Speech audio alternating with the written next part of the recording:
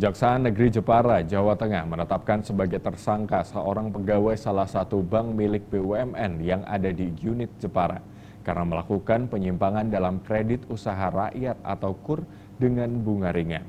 Pegawai bank ini telah ditahan Kejaksaan Negeri Jepara karena menyebabkan kerugian negara mencapai 700 juta rupiah lebih.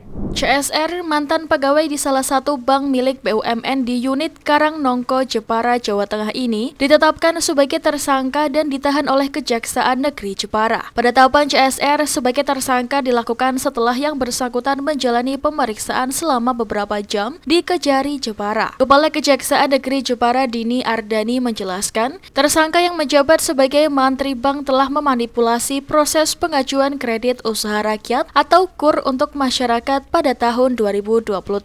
CSR menyalahgunakan kewenangannya untuk menentukan nama-nama nasabah yang layak mendapat kucuran pinjaman KUR dengan bunga ringan. Namun, terdapat 12 nama penerima nasabah yang disetujui kucuran pinjaman KUR meski tidak layak memenuhi persyaratan sesuai ketentuan. Nominal pinjaman untuk 12 penerima itu bervariasi dari puluhan juta hingga ratusan juta rupiah. Selain terjadi kredit macet dari para nasabah, uang yang dicairkan tak semua diberikan kepada penerima, namun masuk kantong pribadi CSR. Akibat perbuatan tersangka CSR, negara mengalami kerugian hingga Rp788.425.237. Mantri ini diberikan kewenangan untuk menyalurkan KUR. Jadi apapun yang terjadi, maksudnya terhadap pengajuan KUR itu diberikan kewenangan kepada mantri untuk menentukan apakah pihak pengaju KUR ini dapat atau tidaknya diberikan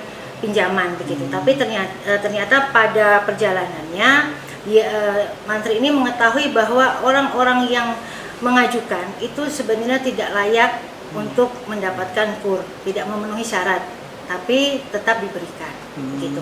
Terus kemudian dengan memasukkan dokumen, kemudian yang bersangkutan juga pada saat mengajukan KUR itu ternyata satu KUR itu pengaju itu bisa diajukan oleh beberapa orang. Jadi uangnya itu tidak hanya atas satu nama pengaju kredit, tapi di dalamnya dibagi-bagikan kepada beberapa orang. Dan itu akhirnya muncul kredit macet atau gimana? Iya, akhirnya muncul kredit macet. Kemudian dicari siapa yang harus bertanggung jawab. Mereka tidak bisa karena tidak memiliki kemampuan untuk melakukan pembayaran. Sehingga dalam hal ini keuangan negara ya. 12. Bukan orang. Fiktif ya Mas. Ini penerimanya ada 12 orang. Tersangka akan ditahan selama 20 hari ke depan untuk kepentingan proses penyidikan lebih lanjut. Tersangka dijerat Undang-Undang Tindak Pidana Korupsi dengan ancaman hukuman hingga 15 tahun penjara. Dari Jepara, Eni Ayu Lestari melaporkan.